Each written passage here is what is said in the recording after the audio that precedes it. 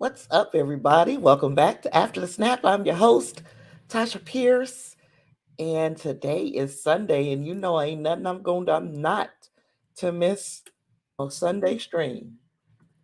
I love doing the stream something Sunday because it is such a relaxed conversation, talking about some series, putting our thoughts in the air. I think this is probably my favorite stream of the week. So I won't miss it. The other 2 days I had to miss, baby. Your girl was on some just true to life exhaustion. Not your fault. It's not your circus. It's not your monkeys. But if I'm going to continue to do it, I have to decompress at some point. And those two streams were my decompressing points. I'm trying to feel my way through getting some of the things that I want to get done out there, and then getting some of the things that y'all want to see done. So yeah, I took some days off, and this ain't gonna be the last time. Get used to it. I do need to decompress every now and then. Hey there, Bun. What's going on, girl?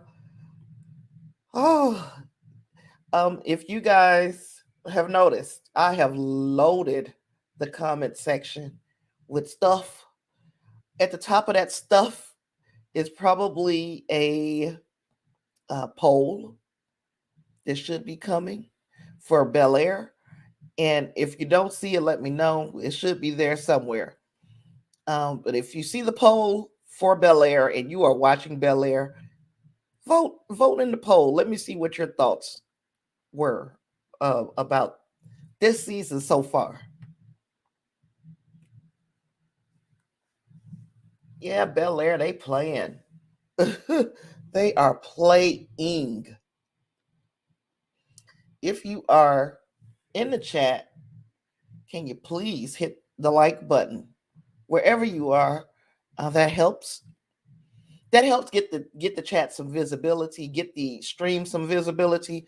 And what we really want is to pack this thing. Of course, we want to still keep it loose enough that we can still just have our loose conversations.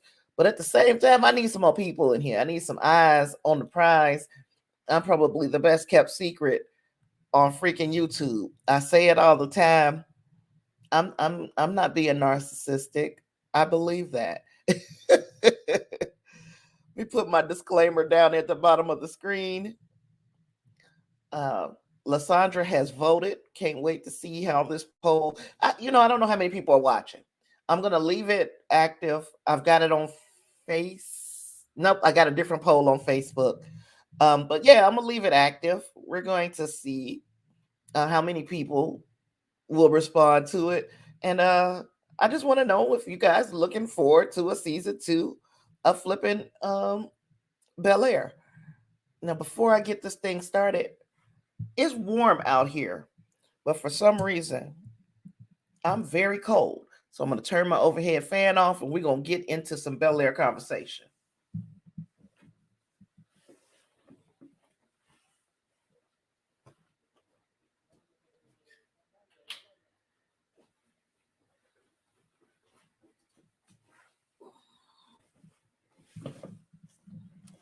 Now, because I am a woman, uh, I might have to get back up and turn that thing back on. You know how them flashes come every now and then. Right now, I'm not experiencing one, so yay me. All right, let's jump into Bel-Air. I'm not experienced. Let's jump into Bel-Air. As the Banks family celebrates Will's birthday, his mom comes to visit, causing unexpected tension. It was unexpected to them kids, probably, but we kind of knew there was going to be some tension, didn't we? The adults consider whether it's time to tell Will about his father. And I think that was the biggest dilemma for this episode of Bel-Air. It's like, do they tell Will about his father? Now, we know the original series, Fresh Prince of Bel-Air, has set up some type of dysfunction because the father was just a nothing ass nigga. Did I say that? I'm sorry. I apologize. He wasn't a good guy. Will's dad wasn't. But he in this series, I mean, they are setting him up to be the same kind of person, but it seems like there's another level to what they are attempting to bring with this Lou character. His name is Lou. Will's daddy named Lou. So Will, it's his birthday. Hey, it's your birthday. Hey, it's your birthday. So he is celebrating his 17th birthday. He's got friends and family, got his mama there.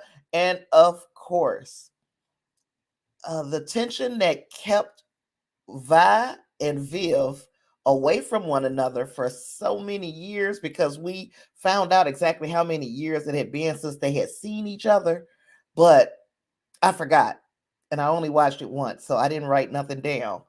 But it seems like there, of course, there has been a number of years since these kids have seen one another, and also since these sisters, Vi and Viv, have seen one another. We found out what the beef is, and the beef is really that, just like many big sisters, um, Vi sacrificed a lot of her growing up because she was in charge of her little sister, Viv. Viv didn't have that same type of pressure on her because there was no child under her. But Vi felt the pressure of being the big sister, and I can understand that. It's almost like, especially depending upon the situation, it's almost like you are helping to raise a child. And I say I felt that. My mother passed away when I was 12 years old. I was kind of responsible for my sister after that. And my sister didn't have to deal with that, because I mean, she's dealing with it now because she got children. But she didn't have to deal with it then because she was the baby. And it's a lot of stuff. The people in the family give up a lot for the baby. People in the family end up spoiling. And it seems like in this situation that Vi spoiled Viv to a degree. She helped her get on her feet. She helped helped her to pursue her art, her dreams of being an artist. It disappointed her when she put the brushes down, but of course that is a realistic thing as well. When we become parents, some of the things that we become parents, and a wife for that matter, she's married as well. Some of the things that we want to pursue, we cannot pursue because it will be taken away from time with our children or our spouse. I get it.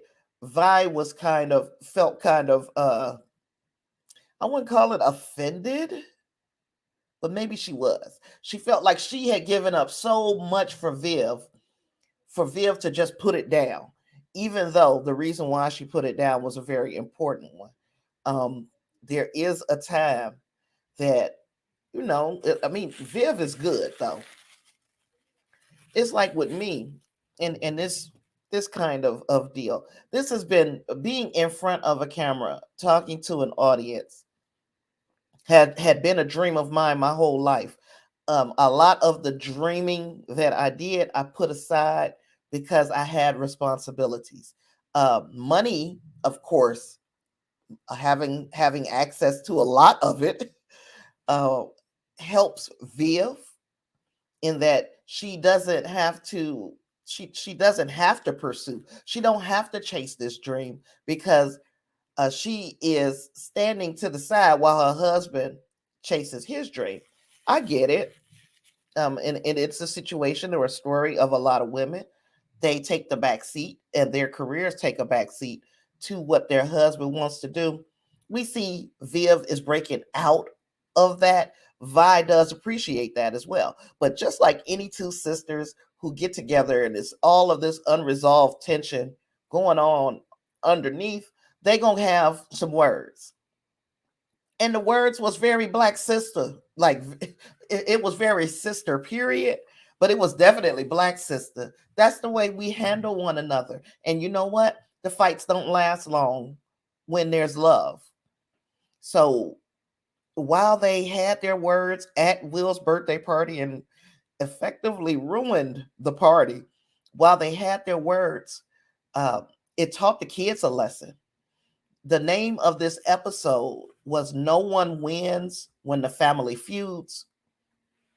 I think the children learned a lesson because they watched the two women that mean the most to them in the world going at each other's neck and having been feuding for years. So, what it turns out, Carlton learned his lesson. He talked to his mom, gave his mom the same pep talk that she was giving him about Will, he gave to her about her sister. And then he really squashed things with Will. And I really trust that it was a squash. Two things leads me to believe that it was a real, I'm squashing this. I don't want to be beefing with my cousin forever.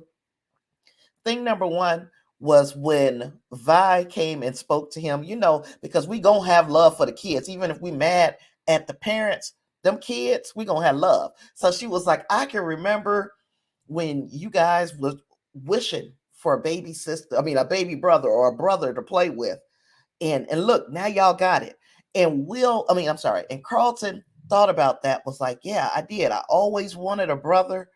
And this is what it would be like having a brother. He understands now that they are two different, very different kids.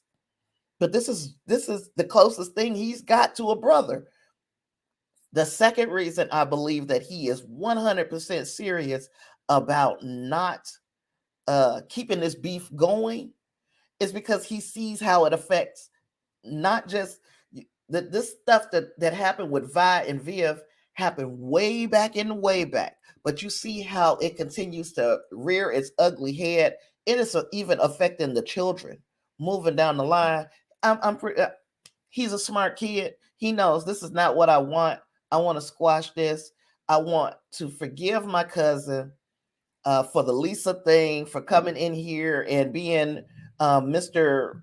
Charming and taking over the school, pretty much taking over his home, sharing his parents. You got a brother now, Carlton. And I think that is the way he's looking at it. That's why I trust that Carlton is serious. That don't mean that they ain't gonna fight, argue, or whatever. But it does mean that he is I think he's serious about not letting things get as far as his mom and his auntie did.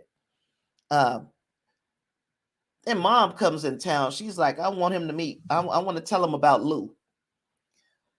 And they talked about it. Viv and Vi spoke about it. Then Viv went and spoke to Phil about it. It's like, we don't need Lou coming around here. He ain't been around. Let's just not have him around. We do not need Lou.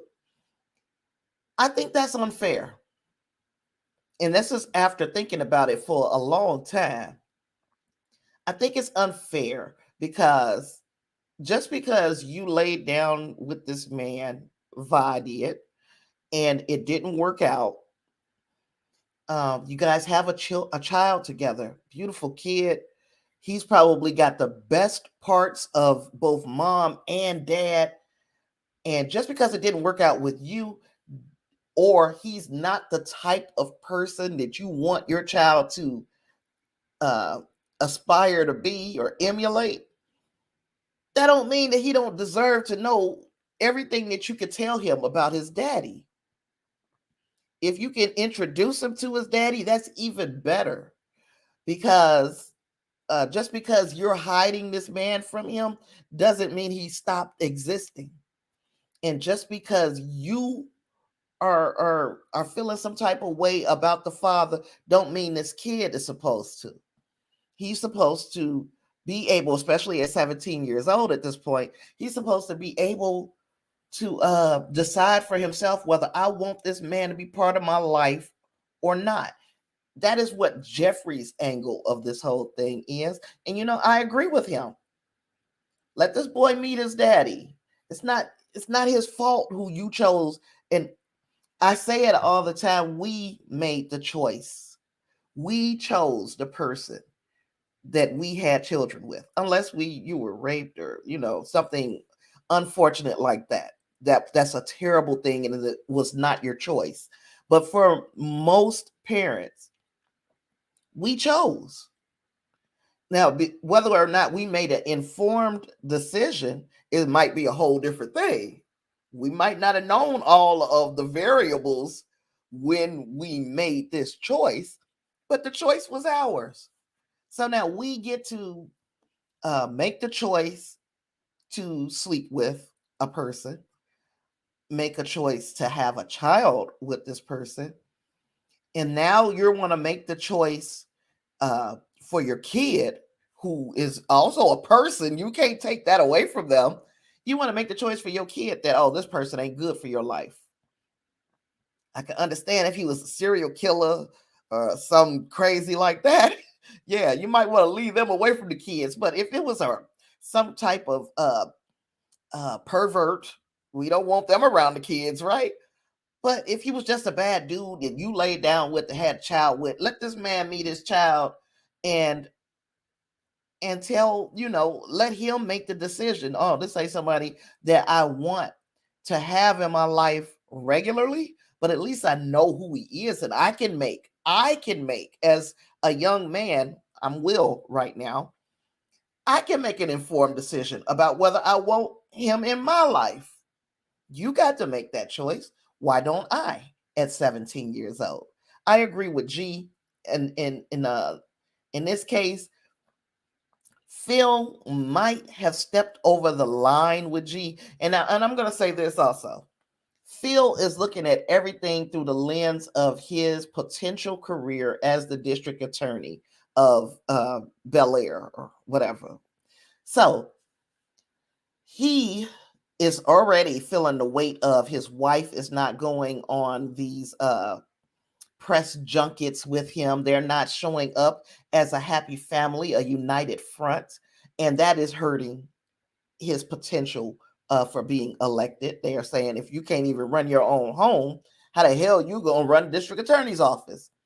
Then you had this thing where Carlton had the party that kind of got turned out by the police. It's not like Carlton and Will threw this party without anybody's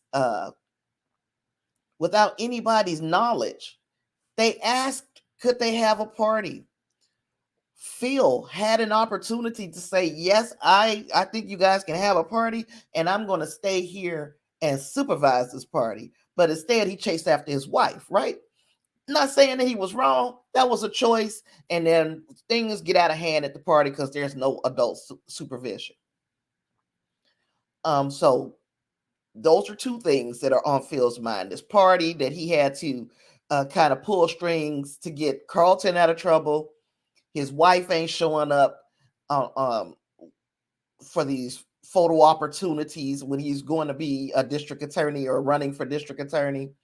Then you got the situation where Will is there and people are asking the question, I wonder why he's a top recruit for college basketball. Why did he transfer in the middle of a season? You got that question being asked. You got his daughter dressing in lingerie, doing her YouTube stuff. And look, that's a 20-something-year-old woman, 23-year-old woman. She finding her way.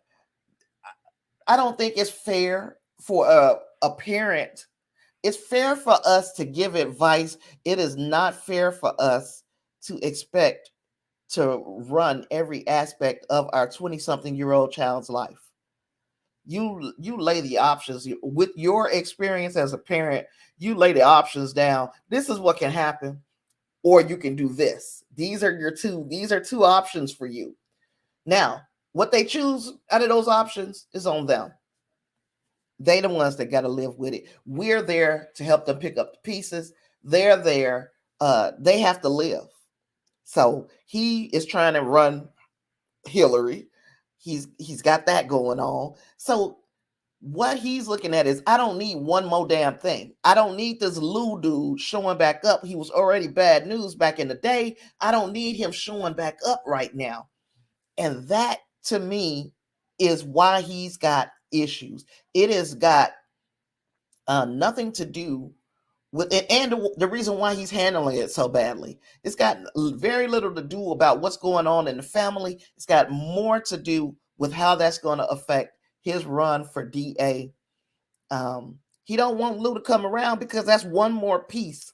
That's one more wild card that he has to explain during his run for district attorney.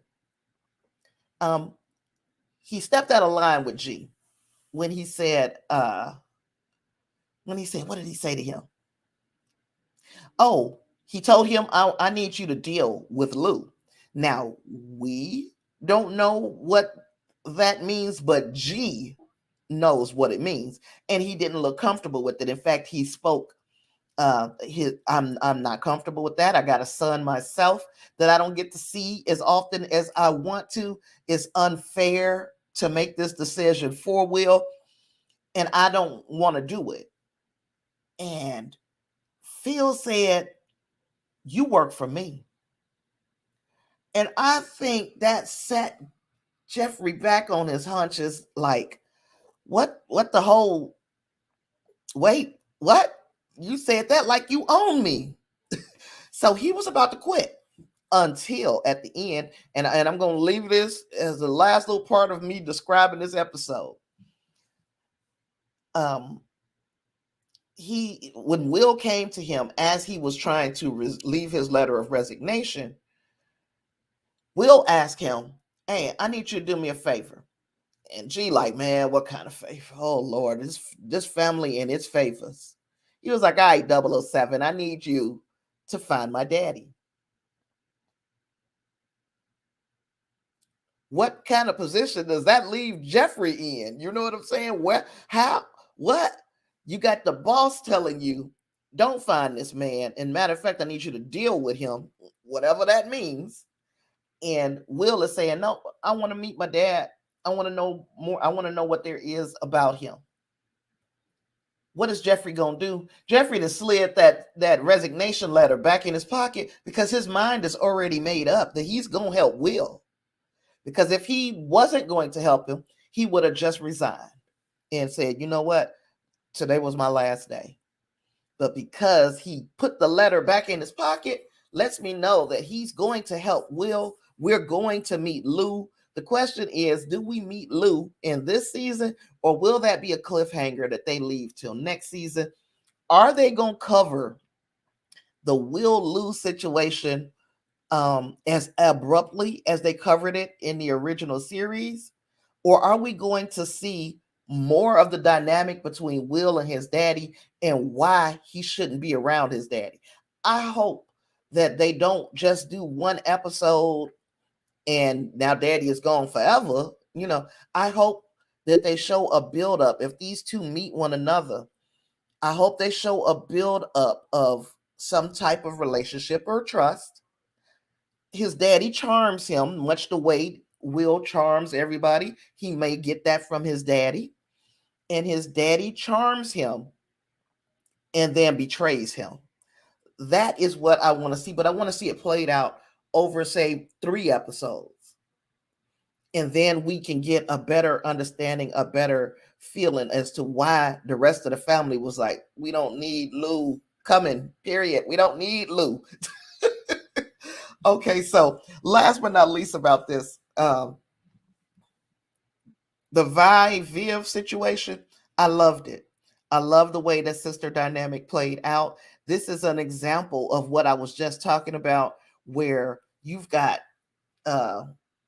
we had these little bits and pieces of the story in the original Fresh Prince of Bel-Air, that there might have been some tension between the sisters. In fact, there was other sisters. There was at least one more sister. But anywho, in the original series. But we saw play out over several episodes of this season what the tension was between these two women. I like that. Fill in some blanks. As far as this episode goes and my star rating, which I usually go from 1 to 5, I'll give this one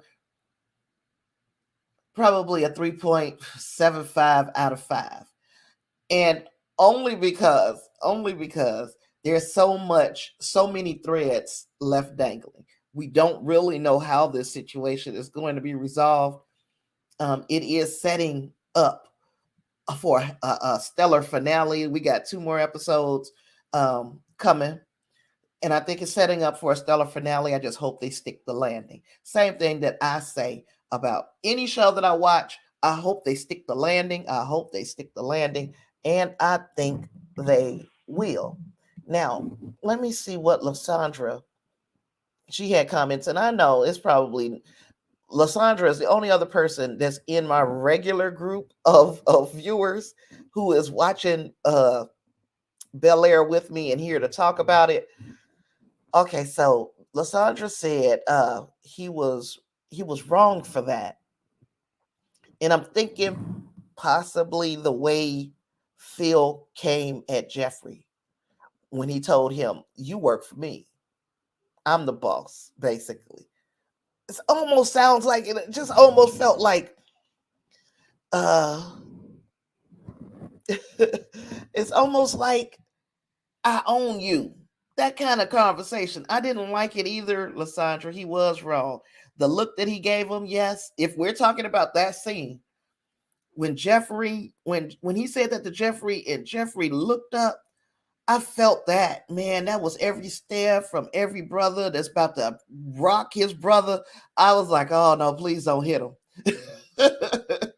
Lysandra gives it a 4 out of 5, and Clarence said a lot of good setup, a 3.8. I didn't even know you was watching this, sir. And welcome to the show. Welcome to the party. But yeah, I didn't even know you was watching this. But it's giving us I guess it's going to make us hit the ground running, moving into the next 2 episodes. I'm here for it. I'm excited for it. And I hope we can get some other people to join in and watch it with us because I really do like the series. Sorry. You said it hurt your heart. Lysandra said it hurt my heart when he said that. Yeah, because if you can remember me talking about this all the way from the beginning, I felt like I liked the dynamic of Jeffrey not being subservient to Phil and the family, not just being an employee, but being part of the family, not being a butler, but being a house manager, being a fixer. I liked that aspect. And then for Phil, even though he's under pressure and he got a lot going on, he's got a lot on his plate and a lot on his mind. That is no way to come at your boy. It's almost like Vi and Viv were setting up the title of this episode. No one wins when the family feuds. They pieced their stuff back together. They have patched up their differences. No one wins when the family feuds. So, hey, yay, the ladies got it together, yay. But then the brothers don't get it right at the end, and that's still family. So no one is winning because the family is still feuding. I love it. I love the way it turned around for the women and how it at the end just devolved for the men. Um, and I hope to see, like I said, I hope to see them improve upon this week's episode, even though it was a good episode. I like to see them improve upon this week's episode in the next 2 episodes and give us a good finale. Now, before I go into Star Trek Picard, because we're gonna save Discovery for last, since that was the season finale. But before I get into Star Trek Picard, I want to know what you're watching.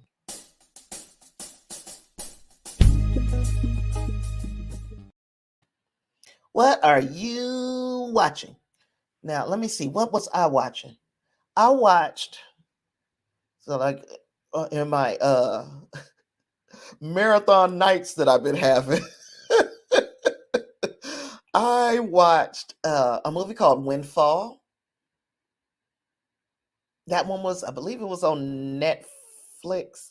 I think that one was on Netflix. Has Jesse Plemons, and I forgot who else, but Jesse Plemons definitely is in it. And I liked it, but I've got a review coming, so I don't want to talk about it too much. But I'm telling you that Windfall pretty good, pretty decent. Angus, what it do? You said you are playing the video game Haven, and he talked to me about that video game again. Marathon Nights. Angus and I were talking about the video game Haven, and I was feeling like that might be one that I do watch or I do try a video game. I don't know. I say these things. I don't know if I'm gonna do it.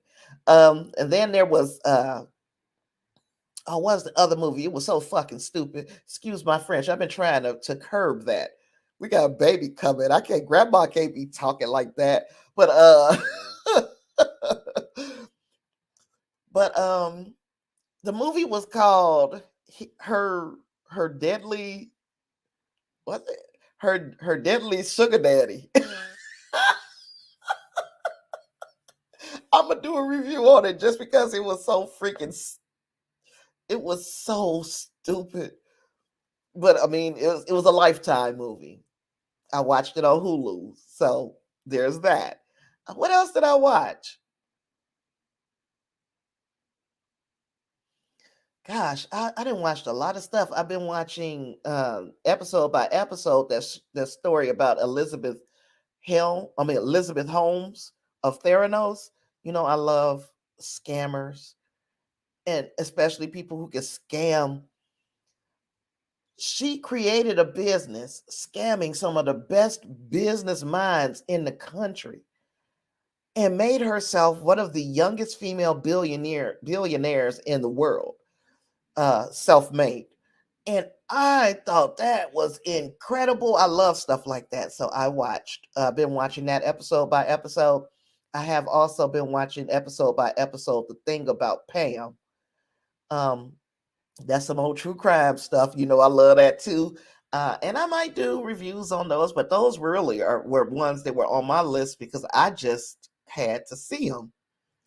Lysandra said that on Netflix she watched Black Black Card. She said it was hot trash. Oh. And she said she started watching Top Boy on Netflix. It's up and down. There is something else on Netflix that I want to watch. Oh, I watched the movie Deep Water. That one I'm doing a review on. I loved that movie. It wasn't it wasn't perfect, but I love that movie. It was pretty good. That was the one with Ben Affleck and Anna de Armas. Really, really good. So it looks like we have gotten it looks like we have gotten what we watching out the way. So now let's get into some Star Trek Picard. I didn't do no slides. I'm letting y'all know. Um, but I've been a lazy bumpkin, and it ain't being lazy. I don't think. I just been extremely, extremely tired. So please forgive me for not having the uh the slides, the usual visuals. And I can pull up the photos from Trek Core though, because they usually have them, and I did so much of that for my review that's why I didn't do it. Now this episode of Picard, it's called Assimilation. Every time I hear that word, or just like the moment I hear the word, I think about the Borg. So we knew that this was going to be kind of a Borg centric, a Borg kind of centric episode, even if it wasn't. It was, but it wasn't. Let's talk about it. I'm gonna tell you what it was about, and then we will. I did a review. If you'd like to see the review, I have put it in the. I've put the link to the review in the comments. This one is called Assimilation. It is directed by Lee Thompson. And Lee Thompson, I've been calling her Leah, but Lee Thompson is also known for playing the mother in Back to the Future. So she knows a thing or two about time travel. I like the fact that she's in it. We got Kylie Rossiter and Christopher Monfetti back as the writing team. This one came out March 27th, 2022. Seven distracts the magistrate long enough for the group to overpower and kill him and his officers. The ship comes under attack, and the Queen takes advantage of the situation to directly connect herself to the ship's computers. She destroys their pursuers and slingshots the ship around the sun, creating a wormhole to 2024 Los Angeles, where Picard and his crew must find the Watcher. The Watcher, who knows what Q changed to cause this new timeline. The ship crashes and the Queen diverts all power, including from the medical bay to See, that's the thing about when you're doing a video, you can edit all that old jumble shit out. But like when I'm talking to y'all, God, my mouth get all mushy. Okay, so she diverts all the power, including from the medical bay, to sustain herself. Elnor dies of his wounds, and Raffi angrily blames Picard before departing with Seven and Rios to start searching for the Watcher. Rios' transporter malfunctions, and he is he comes back together in midair. I never thought I would see it, but I was glad that they did it. Because you would have to think that happens at least occasionally, right? So Rio's transporter malfunctions. He's knocked out, waking up in a clinic that secretly treats undocumented immigrants. Before he can leave, immigration officers raid the clinic and arrest both Rios and his physician, Teresa. Rio's communicator is left behind. Despite Picard's warnings, Agnes connects her mind to the Queen and learns the exact location of the Watcher before she can be assimilated, impressing the Queen. So that is our that's our build up, right? This thing starts. Was there ever any question that Picard and his little ragtag crew was going to get out of this situation with the magistrate and his security detail? There was no question whatsoever, simply because the trailers have shown things beyond this point. So we know that they got away. The way they killed everybody in that thing, though, Lord have mercy, and they killed everybody. I mean, now they didn't kill the people on them ships. To be quiet, they didn't kill the people on the ships. The Borg Queen did, but they did kill that security detail. Like they killed them, and did they? What they do with the bodies? That's kind of scary. Angus said he loved Rios this episode. I liked Rios quite a bit myself. I actually think that I connected more with Raffi and her rage. But yeah, everybody did well. This is like there is no wrong answer about who might have been your favorite or what might have been your favorite performance for this episode. Everybody did so well. I was shocked about the choice to get rid of Elnor, but the more I think about it, it's like he's a Romulan in 2024. He would not have been able to help much. He would have had to do the Spock thing, put on a skull cap to cover his ears, kind of like I got on right now. He would have had to do the Spock thing, right? There is also, let me see. Oh, and then the reason why Soji probably doesn't make it to this timeline is because, yeah, she can scrap too. We needed this to be a bunch of people who present human. And I mean, they are human, except for the Borg Queen. But yeah, we needed a bunch of people who would present human to come 2024 Earth because we are in a timeline before first contact.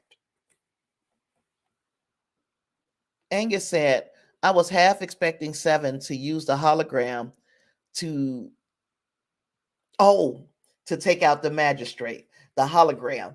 Um, this version of the La Serena, would that version have those holograms? That was my question for why we didn't see some use of that. It's like in in this timeline, this darker timeline, this ship may not have been outfitted with this version of the La Serena might not have been outfitted with the same holographic technology. And you say unlock those soon Android features in Picard's body.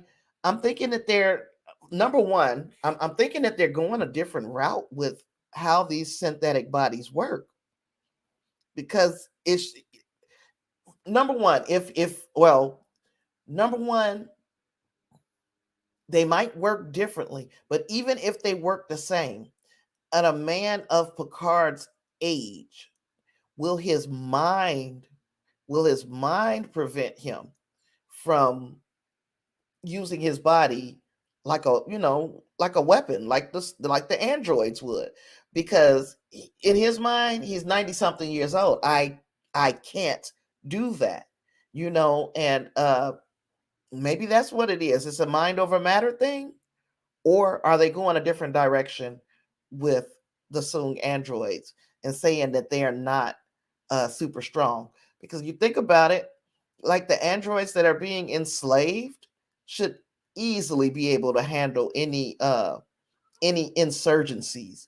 Why are humans fighting the war when they've got like an army of androids? So there are things that I'm thinking like maybe they are avoiding one of the things that I fear, and I know I read and watch too much sci-fi, but one of the things that I fear, or I have a healthy fear of an AI being too smart and taking over.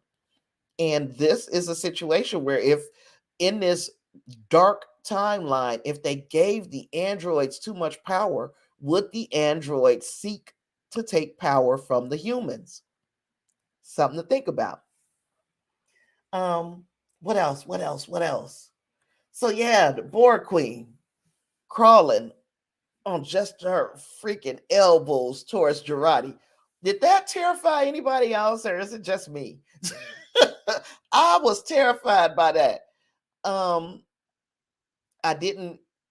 I can't say I didn't like it. I really enjoyed it. However, it's just a situation where those horror elements coming in, I really always like that.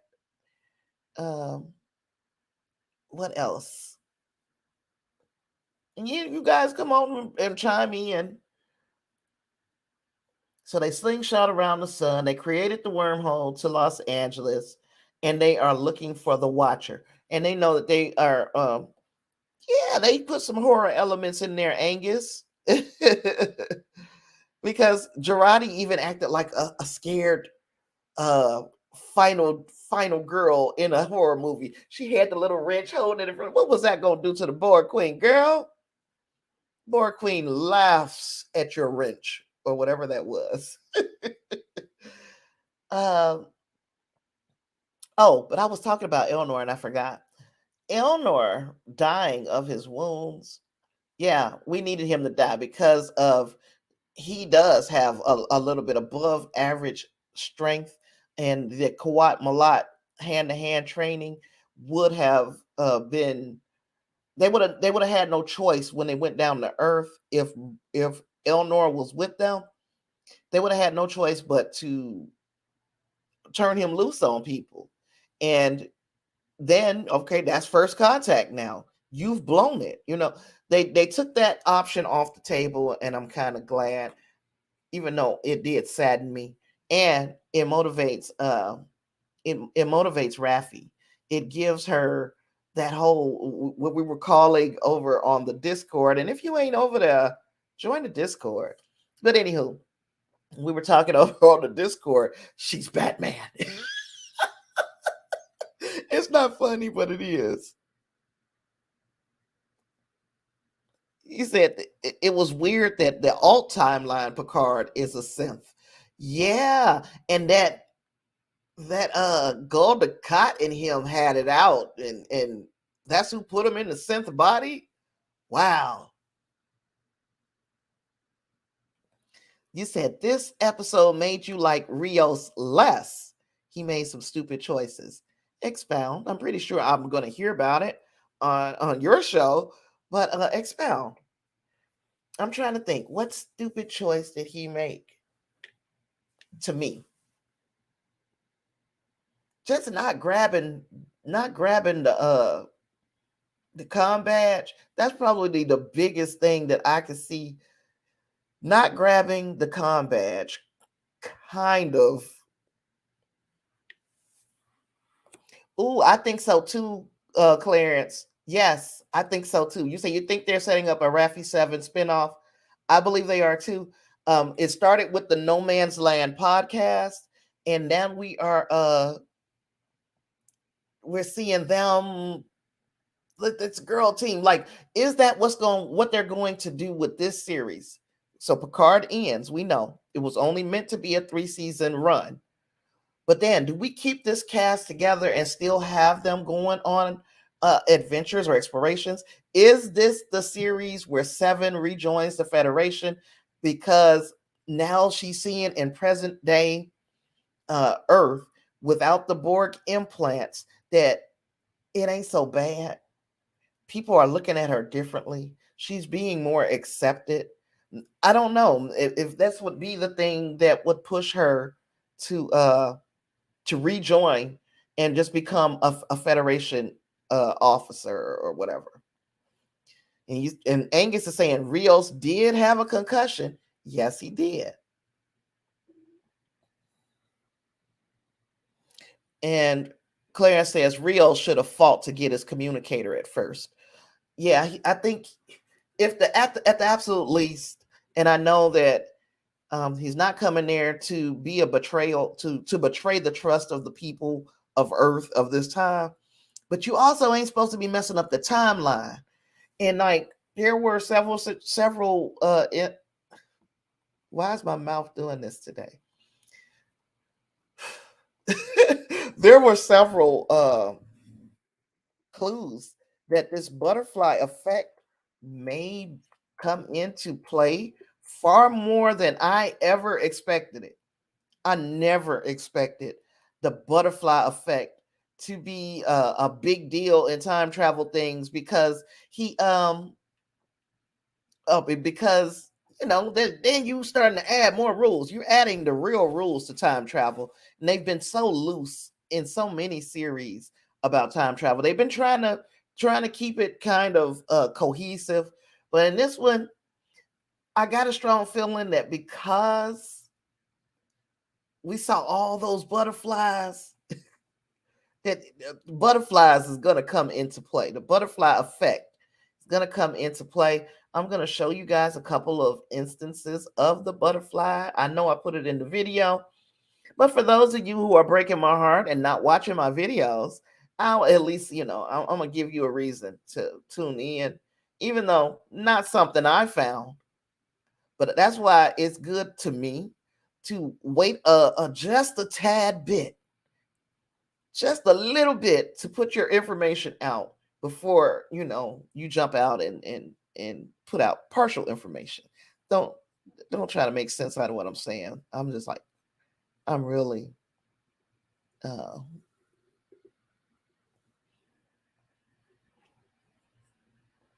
so you see these butterflies. The butterflies had been showing up long before we got to this episode.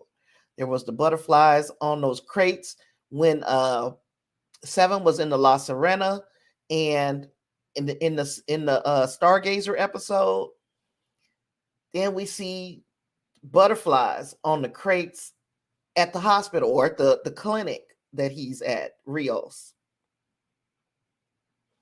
See the butterfly on the refrigerator. We see a butterfly back here. There was one more butterfly, y'all. It was one more. The Borg Queen. She was even shaped up like a butterfly. Do we think that these are Easter eggs, or do we think that I'm reading too much into it? Are they Easter eggs or are they clues? That is my question. And let me see. Oh, Clarence was saying that he agrees with Angus that Rios did have a concussion. He's like, but he liked the nurse and her son family though. So yeah, I liked her too. I like Teresa. She's very no nonsense.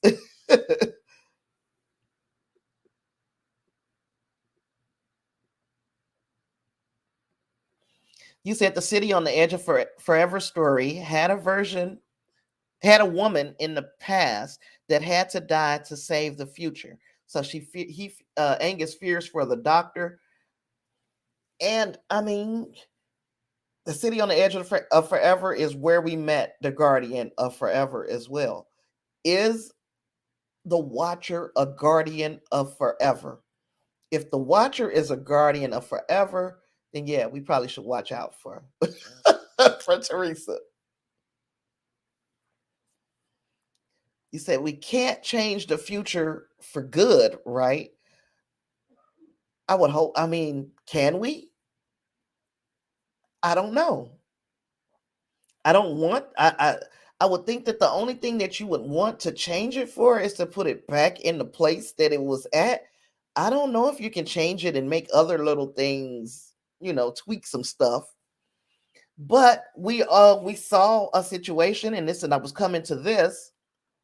We saw a situation where the future was changed or the past was changed, which also changed the future in a big way.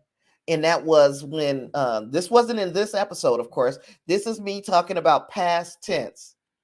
The episode with Cisco, Bashir, and Dax get transported to 2024 Earth right around September 3rd.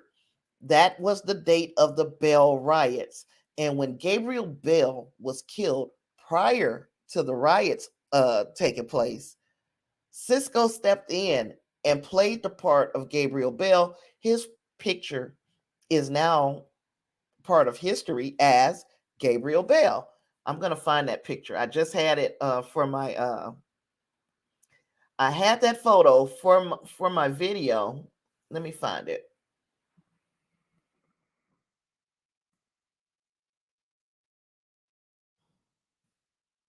If I can type.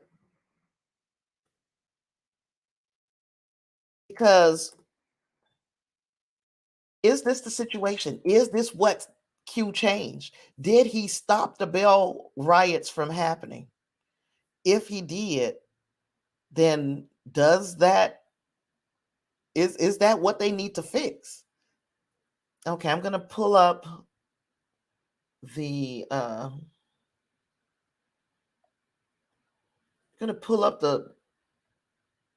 picture.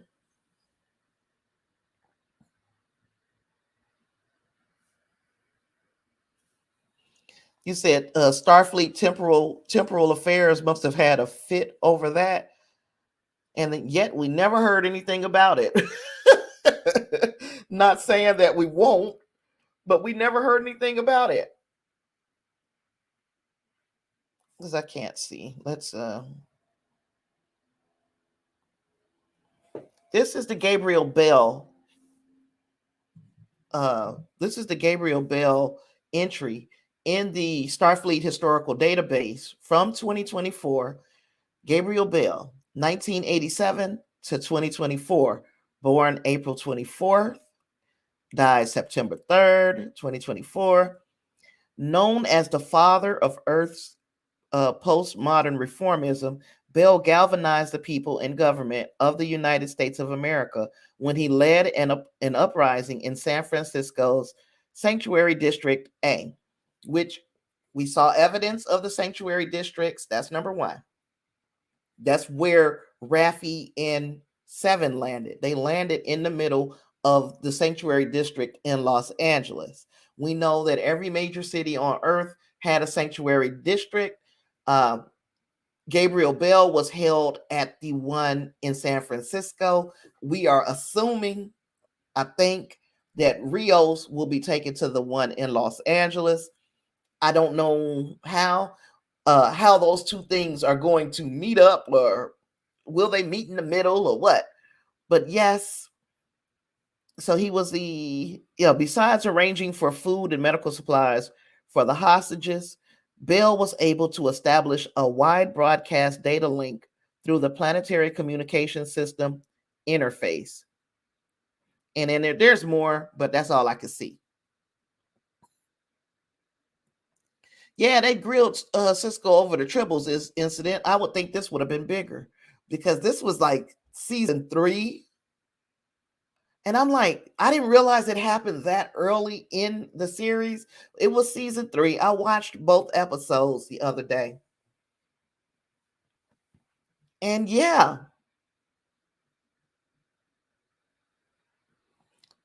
Clarence, they alluded to a bit of the Bell riots with the slums in LA. Those slums were meant to be like that sanctuary district that we saw in San Francisco. Another thing that I kind of, looking ahead, I kind of picked up, looking ahead at, I took a couple little screenshots of stuff that they had, stuff that they had, what word am I looking for? Shared the preview. And on that preview picture of Rios, of course, being detained by the ICE officers. Let me see. I gotta find that share. So what? After he was detained by the ICE officers, Rios had a mugshot taken. Now we look at the ID number on this mugshot. It's 32894, and of course, the episode. There is an episode of Star Trek, The Next Generation, that lines up with this date perfectly. That episode is, oh gosh, Journey's End. Journey's End is a Wesley centric episode. It's the episode where Picard and the Enterprise are sent to move a colony of people who they needed to move them to another planet, and the people are like, nope, this is our land. They were meant to be an allegory to Native Americans. Wesley was down there and he was fighting on behalf of that civilization. The Traveler shows back up. So we got a lot of Wesley in that episode. We got the Traveler who can move back and forth through dimensions and time. So is this 32894? Is that an Easter egg or is that a clue?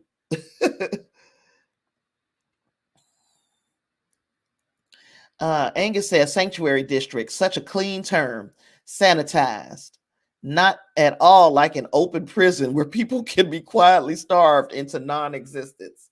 Yep, we have a real nice way of saying things, but yeah, sanctuary district, freaking walled off area so that we don't have to think about y'all no more. That's really what that was.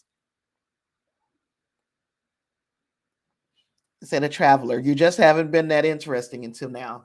And look, how interesting was Carl before, or the Guardian of Forever? before Discovery turned him into Carl and used him as a plot device. I think that this might be a way of making the Traveler a far more interesting character and also using him as a plot device. That scared me. I don't know what it was, but it scared me.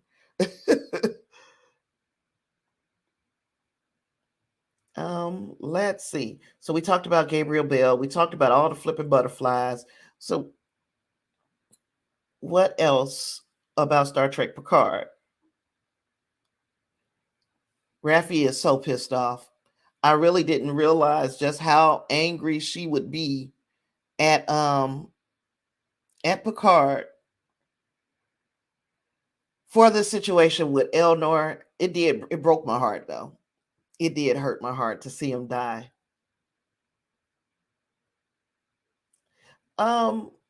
What do we think about Girardi and the Borg Queen?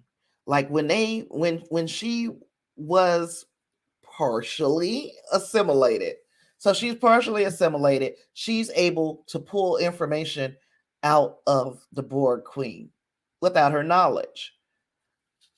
Um, did she leave something? Is she still assimilated? Can the Borg Queen control her? Is that how we're going to see Girardi running the streets of Los Angeles in a freaking red dress? I think that was her. Is this how we're going to see her running through Los Angeles like a track star? Is she still connected in some way, shape, or form to the Borg Queen?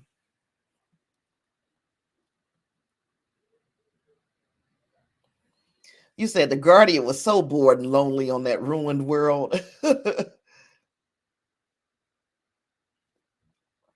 He said the Borg Queen is going to assimilate Girardi first. I can agree. Or something. I feel like we're in a timeline where nobody knows what the Borg is. I haven't checked, but had the Borg existed at this time? That one episode of Enterprise called oh gosh, Carbon Creek. Is that the name of it? Now I gotta look that up. Gosh, I got so much. Is the name of that episode Carbon Creek?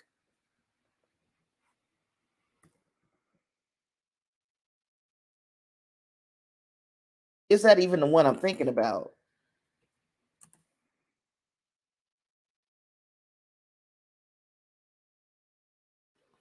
Star Trek Enterprise. Oh no, this was Regeneration. It's not Carbon Creek. I don't even know if that was the same one. But in Regeneration on Star Trek Enterprise, Earth calls on Enterprise to intercept two renegade cyborgs, but the human robot hybrids turned out to be an insidious enemy. Could this be Star Trek's first contact with the Borg? Now, I just want to remember what year this was supposed to have taken place in. Uh, doody doody doo. I'm gonna look in Memory Alpha and see what year did Star Trek or did this episode take place in? Doo, doo, doo, doo, doo. In universe date. Nope. It's March 1st, 2153. So no, the Borg, uh, the Borg does not.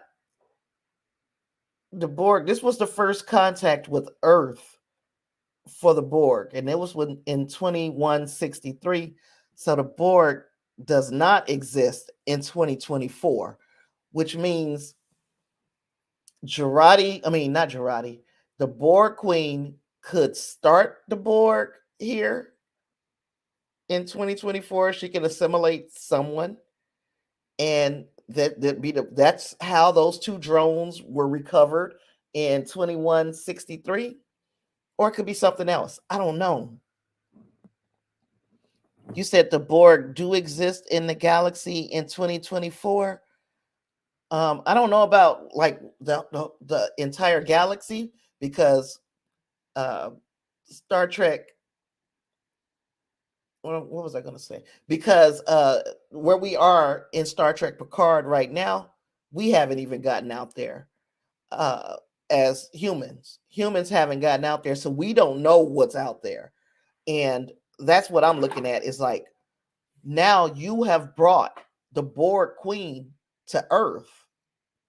You brought her. You brought her here, and now you got to say, you know, it's a possibility or a potential that she could start this collective here, and that's how she got the big collective that she got way down there. So I'm thinking, and I'm not going to stay on this too much longer because we do have the finale of Discovery to chat about as well. But I'm thinking like this. The Borg Queen assimilates some people because time is in a lot of ways non-linear, especially when we start thinking of Deep Space Nine and the prophets and all of that, which we do see that book from Bejor show up in this in this season of Picard as well. So keep that in your mind. Because time is non-linear and all of this, Q may remember when we first met the Borg, Q flung us or flung the Enterprise way hundreds of light years away, and that's how they encountered the Borg, and he saved them. So wasn't no always Picard didn't always win because he had to ask Q, look, you want me to ask for your help? Well, damn it, I'm asking for your help. Send us back. Q sends them back. It's like, see, you guys ain't as ready as you think you are. What if now Q is sending them back in time because that's where Picard brings the Borg Queen to Earth instead of killing her? He brings her to Earth and they start the Borg, and that's what he's going to have to atone for or apologize for by the time this thing is over. I I I don't know. Y'all tell me what you think. You said you think Girardi is toast. Yeah, she might be already assimilated, and she might be who with boots on the ground goes out and assimilates other people because we still got to wonder how those random Borgs, of course, this is retcon stuff.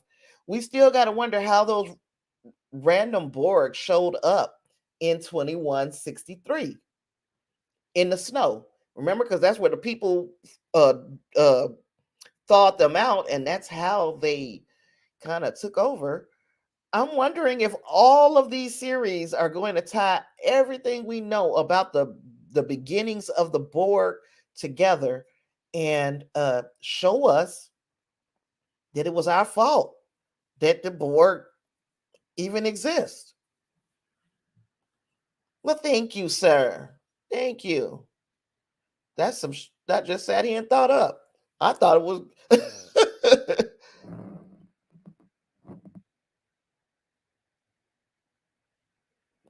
You said whatever Picard did, it's personal to Q. The Borg existing is not a personal affront to Q.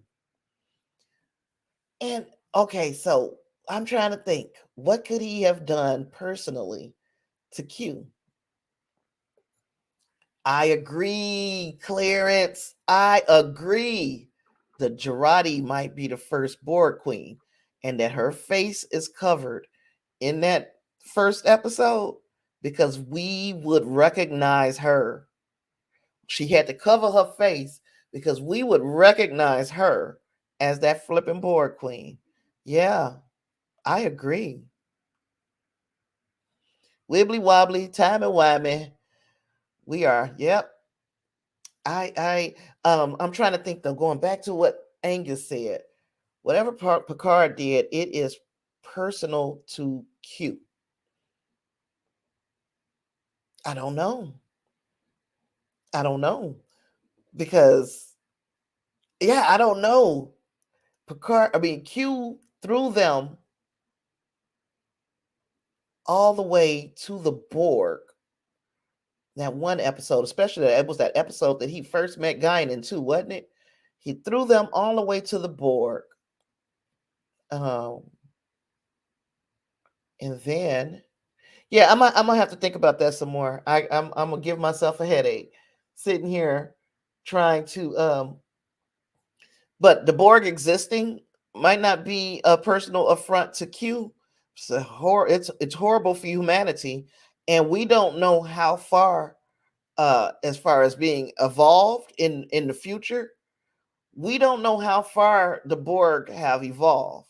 We don't know if there are pockets of the Borg who can assimilate members of the Q continuum, decimate members of the Q continuum by assimilating somebody like Guinan's people, because she did. She said her people had been assimilated. So if you got people that powerful, that strong, who have been assimilated, and Picard bought the Borg Queen to Earth, not knowing or not, we can even say that she might. This is the jumping off point to her assimilating some of Guinan's folks. If we happen to see her again in this series, it's too many possibilities.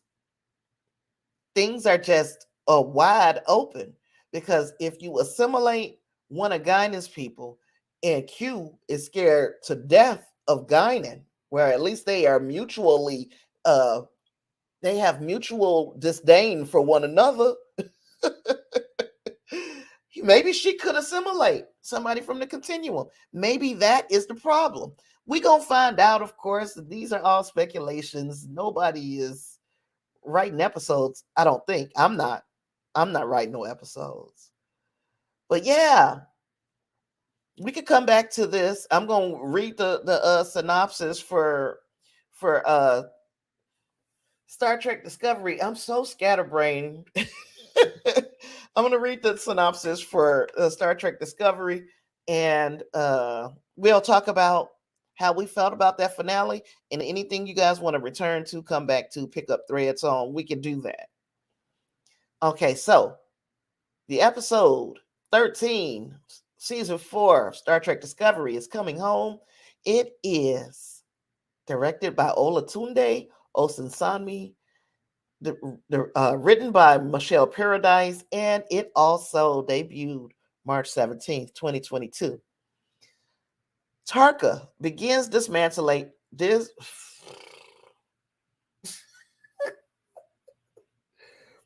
Tarka begins dismantling the power source's container, causing dangerous plasma bursts. Tarina learns that the minds of the 10C are connected, and they do not understand that Tarka is acting independently of Discovery. The crew sacrifices Discovery's spore drive to escape the orb, bye-bye spore drive, but are unable to approach Book's ship due to the plasma. Ndoye offers to make amends by ramming Book's ship with a shuttlecraft, disabling the gravimetric beam and sending it careening towards the edge of the hyperfield. Ndoye and Reno are beamed to safety, but Book seemingly dies mid-beam. Tarka was attempting to use his interdimensional transporter to transport to his new home when Booker's ship was destroyed on impact with the hyperfield. All of that for nothing, leaving the scientist's fate uncertain, because Tarka was also attempting to beam out of this ship. And I know I'm getting a little ahead. Tarka, I'm not even going to say it. Tarka was attempting to beam out of this ship. So is it possible that 10C saved that beam out as well? Is it possible? The crew of Discovery meet members of 10C on a planet inside the hyperfield and explain that Tarka was working alone and why. The 10C turn off the DMA, sparing Earth and Navarre, and reveal that they saved Book. Discussing his grief and using his empathic abilities, Book convinces 10C to stop using the DMA altogether, take down the hyperfield, and start working with others to make amends for the harm caused by the DMA. 10C uses a wormhole to send to send Disney. 10C uses a wormhole to send Discovery to Earth, which decides to rejoin the Federation. Hallelujah! Hallelujah! Book is punished for his actions by being sent to join the relief effort, doing some community service, helping others who have been displaced by the DMA. Was it too poetic to save Book? Clarence thinks so. Um, I thought he was gonna die. Actually, but I've been saying this for a couple of weeks now. I thought everybody that was over on Book's ship was gonna die. I thought all of them was left for dead. And I think that they knew the writers, directors, that they knew that there's people would think that. That's why they put those three actors on that ship together. It was like they gonna die because they the three people that you need the least. Reno, I love her, but she only shows up once every 4 episodes. So it's like, is it really? I love her, but is it really that bad if she's gone? Um, yeah, they tricked me by saving Book, and I do think that I think they should have left him dead. Yeah, I think they should have let him die. But I think he should have died in a more heroic fashion. The person who I really think they should have let die was Ndoye. They should have let her go ahead and die. What they didn't want to do is spoil that big old black moment at the end of the episode. I feel like they only spared Ndoye for that moment.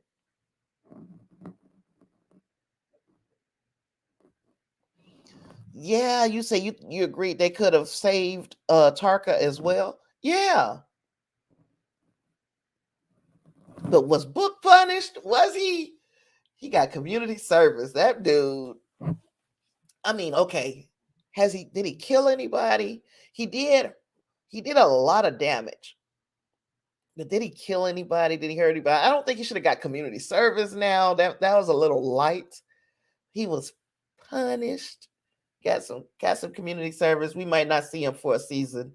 I don't know. I'm gonna look and see in his filmography what he got going on. Is it possible that he's got another series that he's gonna be working on, or a movie, and that will take him out of play for next season? I'm gonna check into it. Angus said no one died except on Earth. Didn't they say that Titan had some issues too, though? I don't know. Angus said community service. Book had to do the empathy bomb. Then I thought, okay, once we realized, and this was an issue I had, and like I said, I liked the episode. Oh, let me go back to Picard. I think I gave that one a 4.75. But I like this episode of Discovery. I enjoyed it. But once we realized that Tarina could do the mind meld with these creatures, we couldn't think of a way to communicate with them with that. Even though I know it took a lot out of her, it drained her to get the little bit of information that she got from them. But you mean tell me she couldn't like give them some information? She couldn't give them some information. Why did we need the empathy bomb if we got a character like Tarina? Even though, of course, we knew the empathy bomb thing was coming. If Book survived and he ended up back on Discovery, we knew we was gonna get this empathy thing with the light going on with the forehead and all that. But did we? Why we didn't just do that with Tarina? You said I get Ndoye's motivations, but man, did she mess up? She did. She did, and she should get really punished because you're not just a civilian. You are a representative of the planet. That's who Stacey Abrams that's who sent that's who she sent to represent the entire planet in these talks. And this is what you do? She should face severe punishments for this. Yeah, he didn't kill anybody, but he almost killed first contact. Yep. Clarence also said it's like if a normal citizen went and bombed an enemy's weapon facility. Yeah, okay, yeah. Yeah. Or because we get back to Ndoye, a general from your military against everything, her entire better judgment goes and does the same thing, assist this normal citizen in bombing an enemy's I said an enemy's weapon facility. You said we had the whole season. Angus said we had the whole season setting up Book's empathy bomb. Yeah, I would have liked it if they would have not done it just because of the setup. Some things I'd be like, yay, I got it right. And some things I'd be hoping I get wrong just so that the speculation can continue. I mean, they did at least save it for the final episode, but yeah, I wanted to be wrong about that. I didn't want Book to be the person to communicate with them because he had done so many horrible things, or he had been complicit in so many horrible things over the course of the season.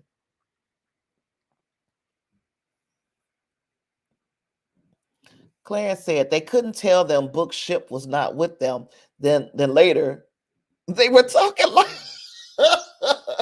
they were talking like it wasn't nothing. And I feel the same way because Saru typing all fast. Dude, you should be packing like where's that one for the hydrocarbon? Blue equals blue who? Push that one. I don't know how they got the language down so bad. I'm not tripping that they did. I'm not I would understand, or I would believe even more that the 10C figured out our language in a way to communicate with us long before we found out how to communicate with them.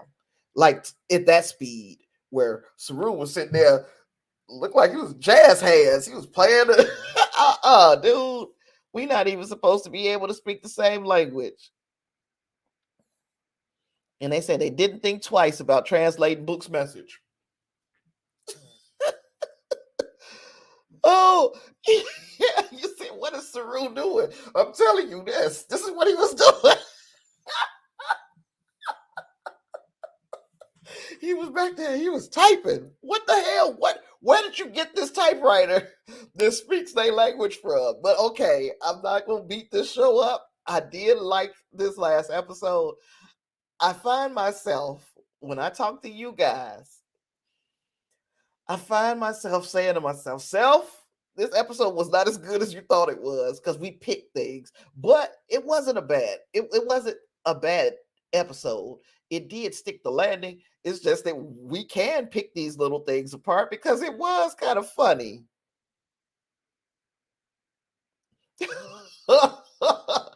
Oh, Edgar said, in my head, Harai was doing his job off screen.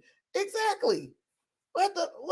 Well, you got a linguistics expert. Now, I know Saru speaks a lot of language, a lot, but you've got a linguistics expert on the ship. You got a freaking person who can telepathically communicate with any species, including the 10C we established, right? Because Tarina can effectively telepathically communicate with any species to include the 10C. I don't know how, but she did. She communicated with them, mind melded with them. And then you got Book, the empathy person, the feeling guy.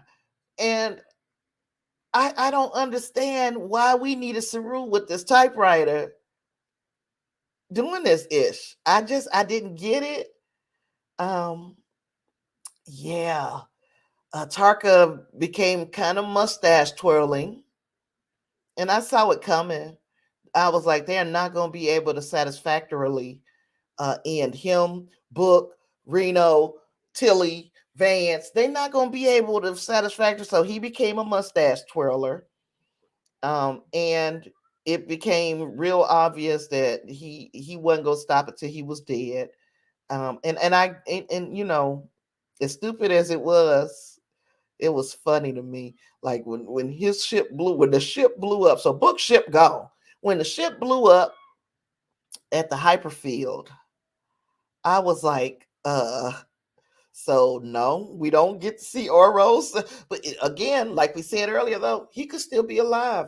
The 10C could have saved him and be like, hey, you guys left somebody. Now we got to keep this artificial environment up for this fool that we just saved off this ship. We could have just let him die. Now he's a pet, just like my cats.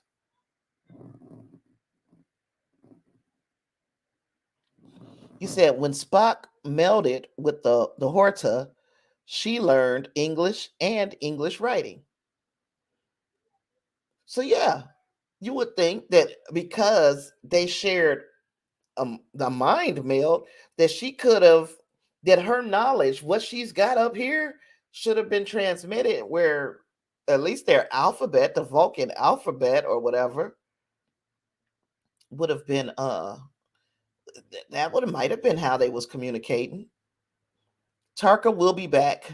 They should have had that in little letters at the end of the episode. Tarka will return.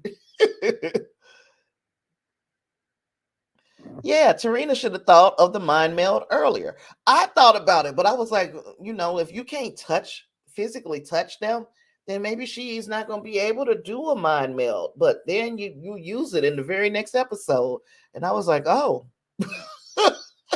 I guess you can. You know, I guess you don't have to be physically touching and doing all the you don't have to do all that. You could have just touched the window.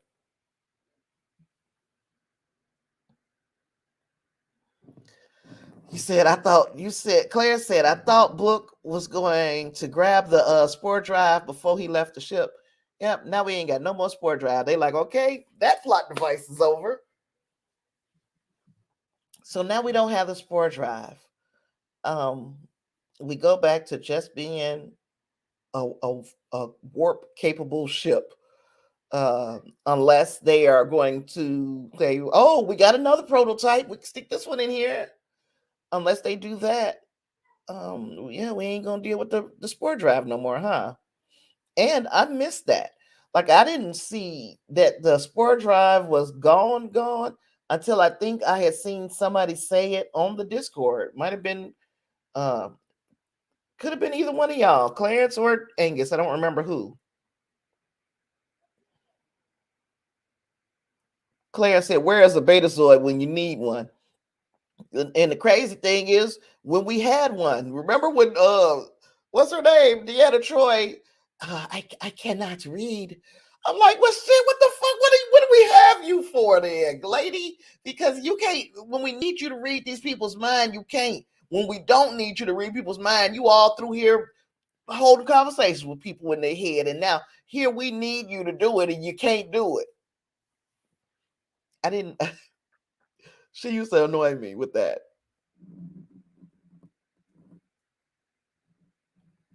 Oh, I can't see that.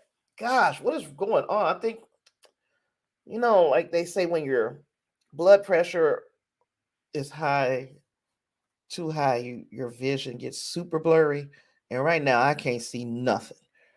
They established with Gray that you can do telepathy through holographic projection. I face palmed. When? I don't even remember that, Angus. They established with Gray, I should be reading it over here. It's far more easy to read. They established with Gray that you can do telepathy through holographic projection. I facepalm. I don't remember that. You'll have to remind me, Angus.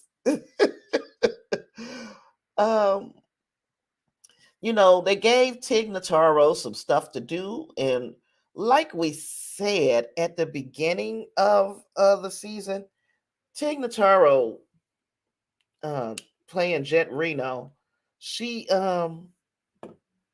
she filmed the most, if not all, of her scenes alone.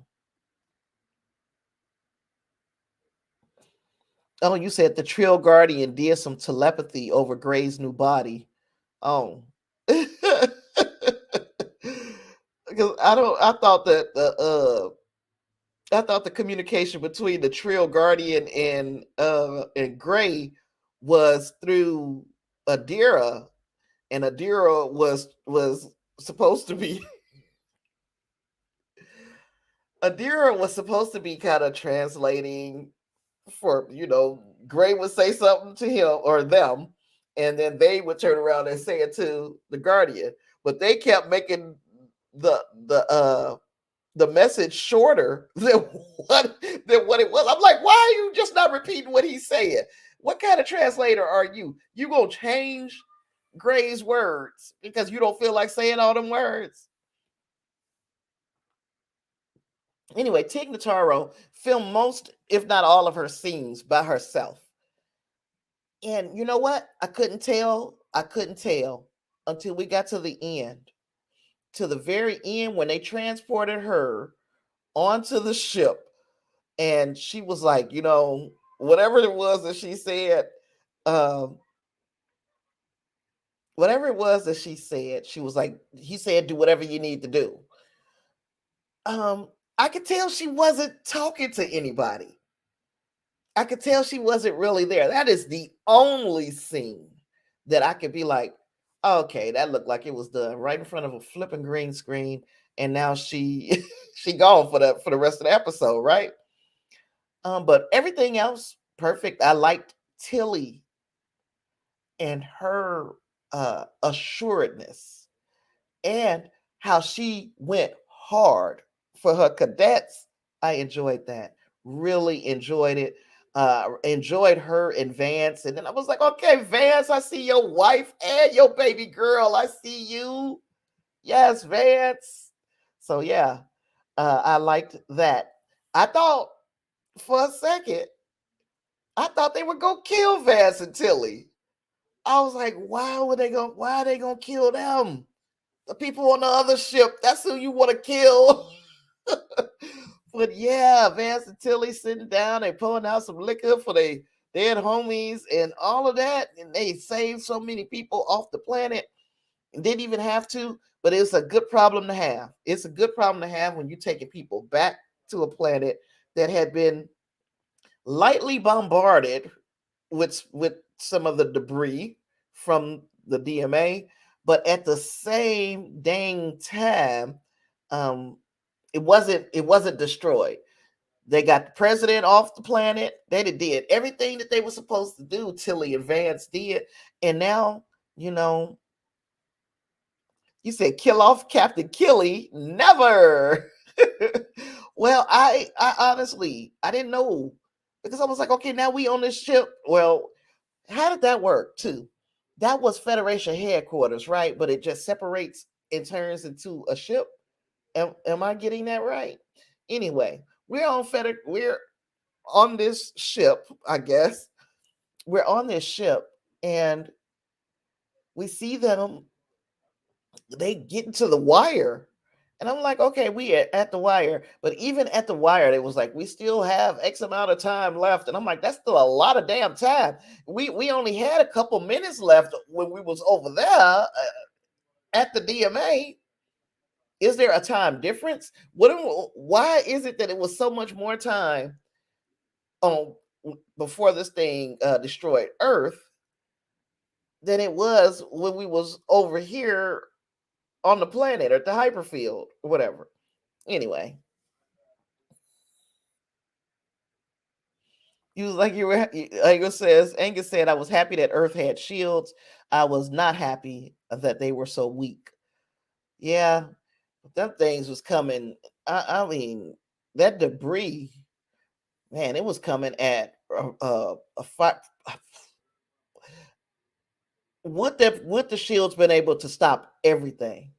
Yeah, but there that them shields were stronger at the beginning. In season two, I mean season three of Discovery, those shields were a lot stronger because remember when the Titan, the people, the colony on Titan was trying to come to Earth for whatever reason. I can't remember what the reason was. Yeah, those shields was a whole heck of a lot stronger before they started effing with the Federation, like as friends.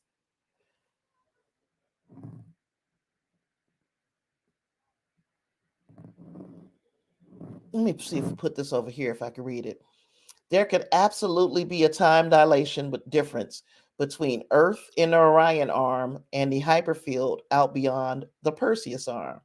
Well, they should have did that. Is something that they should have said. They should have made it clear because I'd have just made that up, and you telling me it was right.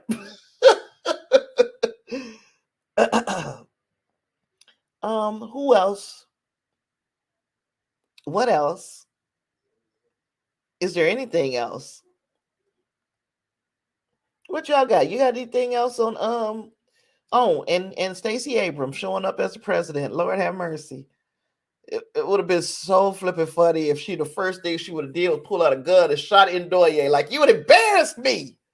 I'd have sent you out here with these good folks and you came back to tow up their ships, then tried to vent plasma. You done did all kinds of stuff.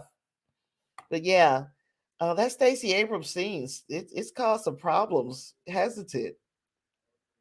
There are a lot of people upset that she was in this series. And the thing is, she loves Star Trek. It would be different if it was just some old political bull crap, but she loves Star Trek. She is a fan. And I love it because I love the fact that she's a fan because it actually I feel almost validated for having the feelings that I feel. Not saying that I believe that every aspect of Star Trek can or even should come to pass, but there is so much about the society of Star Trek, especially the TNG, the far more hopeful. You got the original series TNG, and I'm saying not Deep Space Nine. I think Deep Space Nine is a fantastic show, but there was far more animosity going on. You can feel some like adversarial species and that kind of thing. But yeah, I really wish or hope that long after I'm gone, if it has to be after I'm gone, so be it. That humanity gets to the point where we can live like that. God, I wish it would happen while I was still here, but if it has to, if it takes me checking out, punching out, for us to get to that kind of future, I so look forward to it, and I think that forward thinking people such as Stacey Abrams and others. You know, she's not definitely not alone, but thinking people getting into positions of authority make that future that much closer to me. You know, when we stop seeing everything as dollar signs and popularity contests and that kind of thing, when we get to the nuts and bolts of all of us trying to live, you know, and if we stop being a slave to that kind of stuff, we could be a great freaking civilization. We could be the civilization that doesn't end. You know, like you see the Roman empires, and you see uh, just the big freaking empires that we have known of, the dynasties and all of that. All of them ended, and it was usually because of like some little element of greed or jealousy or envy. If we could do away with that and just have like this Star Trek future, we could be the empire and a civilization that never ends.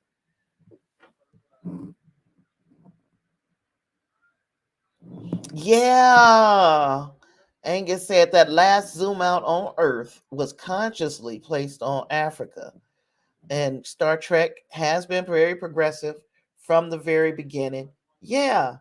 And is there a lot of when I hear certain words, I feel like it's a buzz. Oh, it's a buzzword.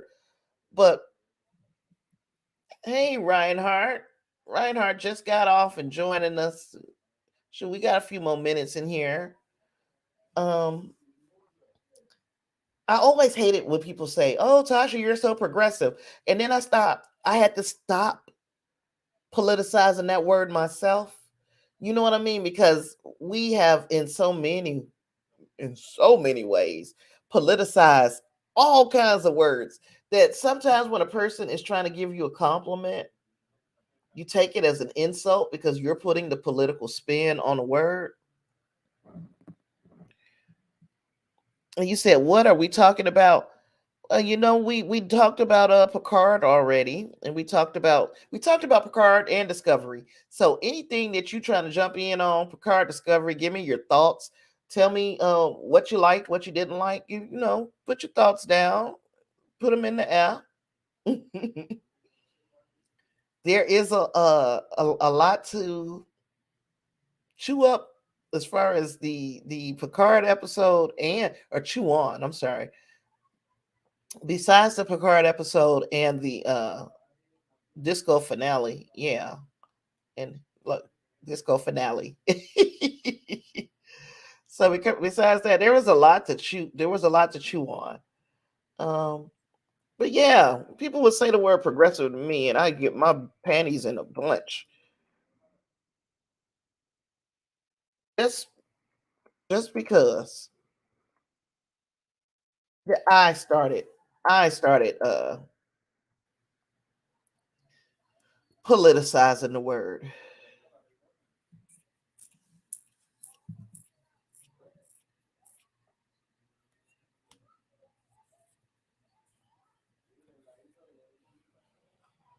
But yeah, I'm trying to wait to see if Reinhardt has some thoughts before I check out this episode of Star Trek Discovery. I would give it a ooh, let's say I would give this one a 4 and a 4 out of 5, by the way. And then moving like the series, I would probably do the same, 4 out of 5. I believe it was so up and down and up and down and up. The pacing was very weird with this season. Um,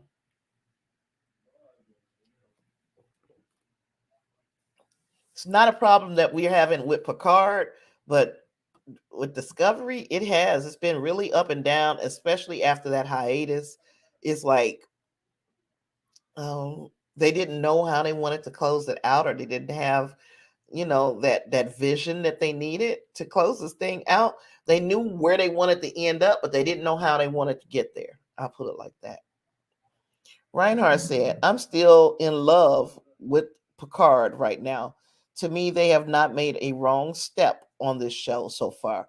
I'm a little disappointed that Elnor and Shoji are not going to be in it that much this season." Yeah, pull out some liquor for Elnor. That is, yep. And Shoji is was she still on the planet Delta?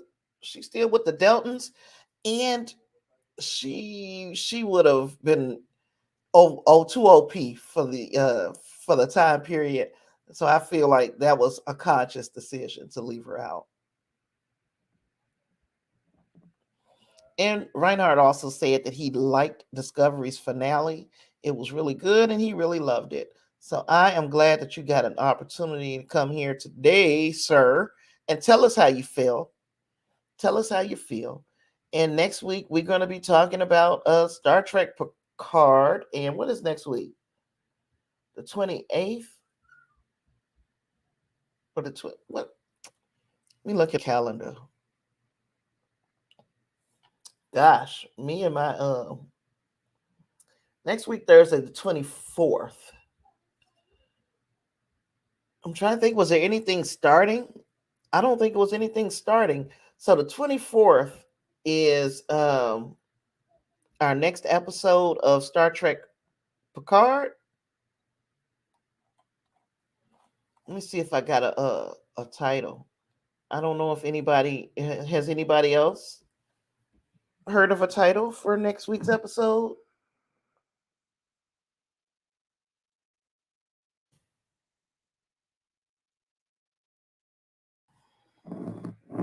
March is flying by. I've got my little nieces. I call her little niece. She would probably be really pissed if she heard me say little niece. That girl is 13, but she's got cataracts, so her vision is kind of it's hereditary. Okay, so she's got cataracts and she's having surgery on her eyes, and I am getting on a plane, y'all, and going to see my baby.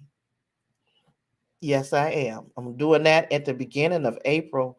So that week, I'm going to say if I don't have, I plan to have something ready to come out.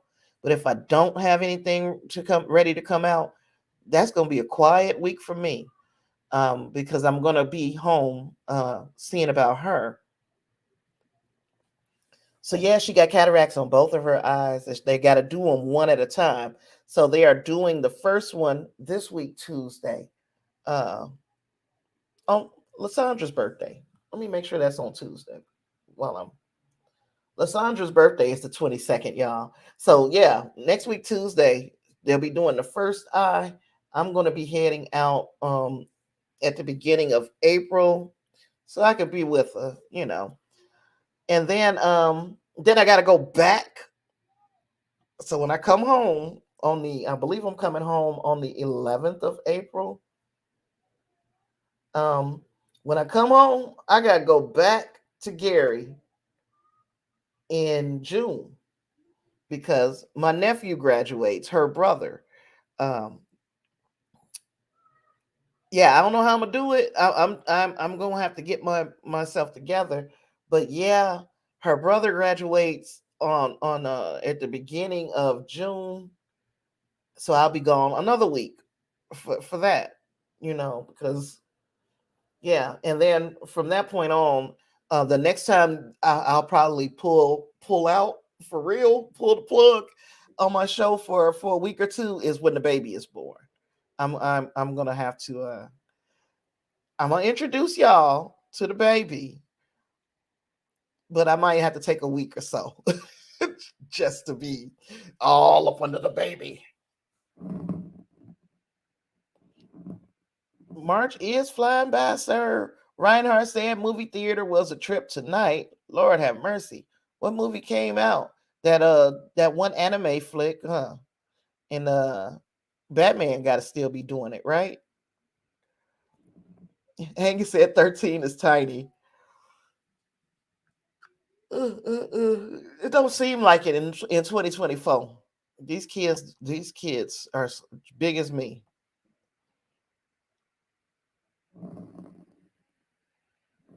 He said, Tasha, a plane? Yeah, exactly. Take all the anxiety meds. I need to look in the mailbox. I ain't gonna tell my source, but somebody gets the same type of anxiety meds that I used to get when I had insurance, and they were going to do me the favor, even though I really and truly hate taking other people's medicine. I don't have a choice. I gotta do something to quell the anxiety, and yeah, I gotta do something. And the weed is the THC stuff. It's working, but now that I'm building up a bit of a resistance to it, it is taking more and more. And I'm like, I don't really want to be taking large amounts of this stuff. And then, yeah, I gotta. I'm gonna figure out how I'm gonna do it. Them airports, God, Lord have mercy, so nasty.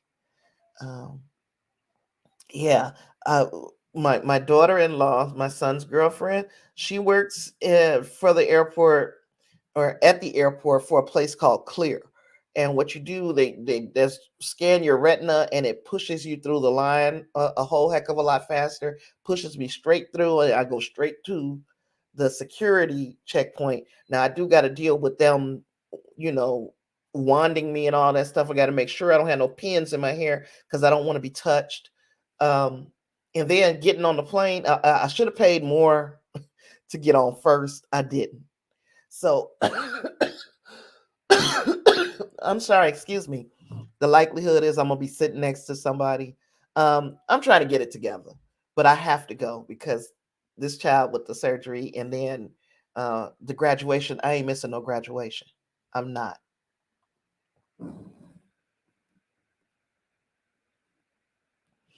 All Reinhardt said it was very slow at the movie theater because the weather is good and people are at the beach and there were a lot of events. Oh, it's not legal in Indiana, but I've traveled with it before. When my father passed, I flew home, and I flew home with the Delta 8, not regular Delta 9 cannabis, but the Delta 8 THC. It is legal there, and I can carry it through the airport because it is not Delta 9, it's Delta 8. So yeah, that is it's legal. I'm not doing anything illegal when I take my gummies. But it's still weed. You know, it's still gonna get you, it's gonna it has the psychoactive effects. So I'm gonna take some psychoactive effects so I can go to bed and hopefully I can get on some kind of pattern. But yeah, we gonna talk more, y'all. I'm just, y'all know what my struggles are, and I'm tired. And but this is one I do not miss. I do not miss Stream Something Sunday. I love talking and chopping up these episodes with you guys, Bel-Air, Picard, Discovery, and whatever we got coming next, which I guess the very next thing would be Moon Knight, huh? And that's coming on the day before, I think like a day before I'm leaving or something. Oh yeah, I believe Batman is still doing good. But Uncharted is still doing well. And for you guys, and people are going to see that new movie X. Yep, I want to see that as well. And I heard that again. I heard that that anime it made at least $17 million, which is a pretty good opening for that series. He said Rebels. Yeah, I ain't adding. Now that we got all of this going on, my family, me familiar. I don't even know if I can add anything else. I know I need to do the Rebels thing because we do have conversations at least with you and Clarence who would be up for these types of conversations. Myself, if we hear more from more people, then I'll add it because what we got till May 25th before Obi-Wan starts, and maybe I'll look and see what they got as far as essential viewing for Rebels on Disney Plus, and maybe we'll do those. You're looking forward to Miss Marvel, Reinhardt? Look, I'm gonna watch it. I can't say I'm truly looking forward to it. It's just you see how my mind just moves around, and I ain't said nothing about Miss Marvel, but I'm going to watch it. I'll be at home. I'll force the kids to watch it with me.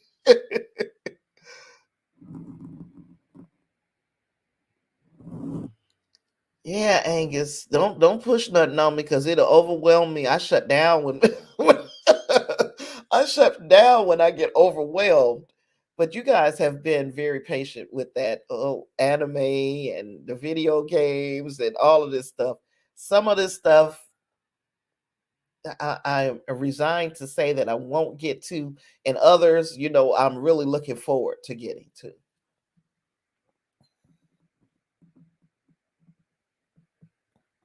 You said the changes to Miss Marvel make sense to you, except for the whole magic thing in Islam.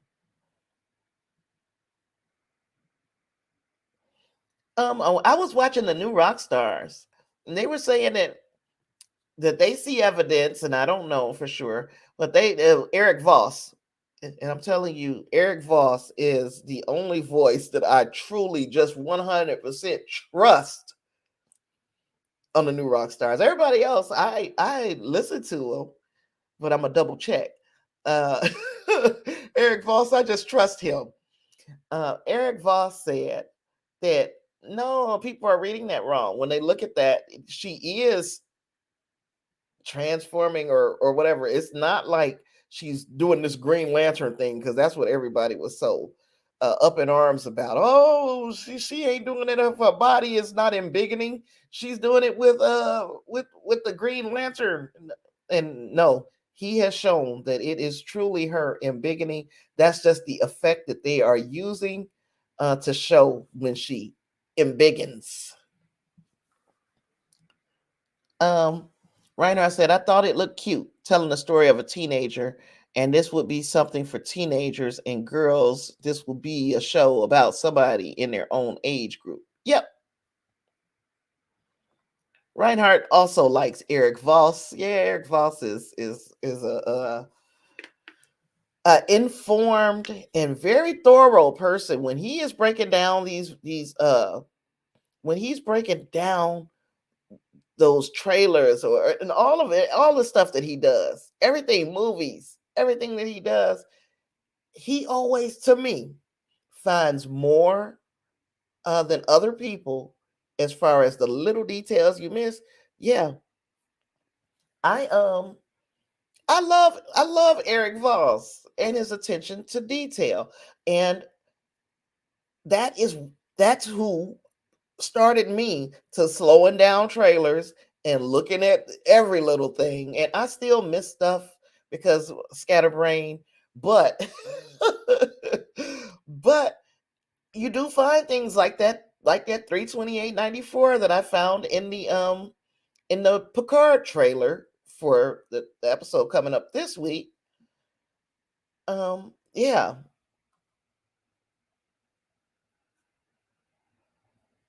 Angus said, I'm not up in arms at all. I just think it's a more affordable effect.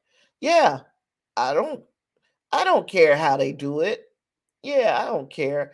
It is a bunch of people making a lot of noise though.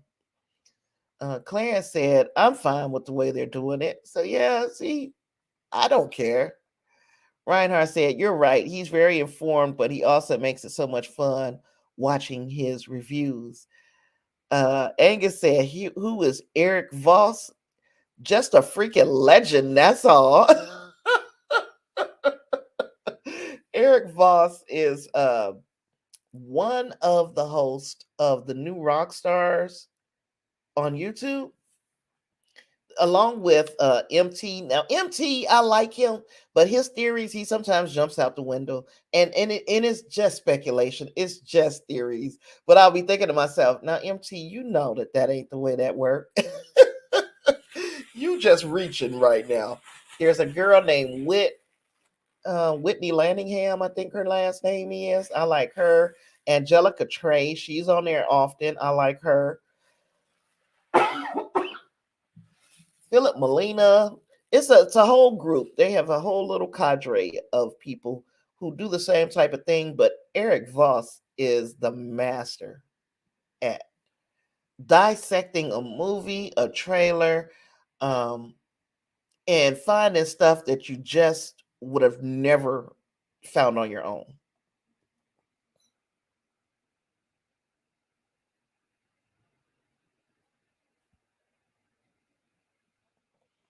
Wait a minute. You said, sorry, I went away for a second.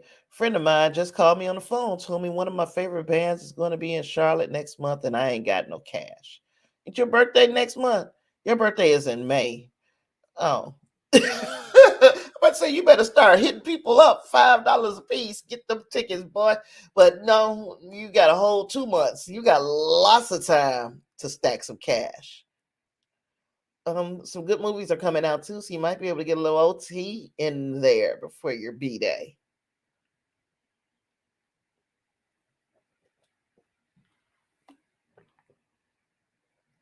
I don't have nothing else, y'all. It's been fun. I enjoyed chopping it up with you. Join the Discord if you've not yet done so. If you want to see some things that I think about Star Trek Picard, go over there. I've got some stuff. I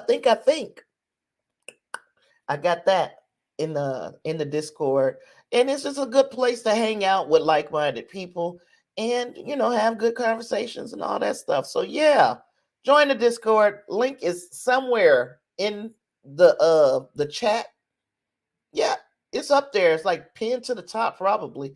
That might be the Patreon one pinned to the top because sis got to secure her bag. But we can see how that's working out. It ain't working out too well, but go ahead, join Discord, become a patron if you'd like. That link is there as well. Um, what else do I got up there? If you want to do one-time donations to me, there is it's a way right there. You can just it's all in the chat, all at the top of the chat. If you want to help me out, especially knowing that I'm about to be traveling like a in the next couple of months. Reinhardt said, Doctor Strange is coming out the weekend of my birthday. And Reinhardt also said, oh, Clarence, I watched one of your old things on YouTube. It was good. Yeah, I used to like watching their videos. I told them I wish they would do those more too. Just on occasion, Maybe do it for finales. For maybe do a video. Now I'm telling Clarence, I'm trying to put some work on him. Maybe do a video at the beginning for the beginning of the season and at the end of the season. Yeah, that's my thoughts. Those are my thoughts, Clarence. Make it so. With all that being said, I got nothing else. I will holler at you guys hopefully on Tuesday. If not, you guys will see something in the Discord or on Facebook telling you how much sleep I didn't get, so I won't be doing it. But you will see it. There will be videos, so you'll get some videos this week. All right. Talk to you guys soon. Peace.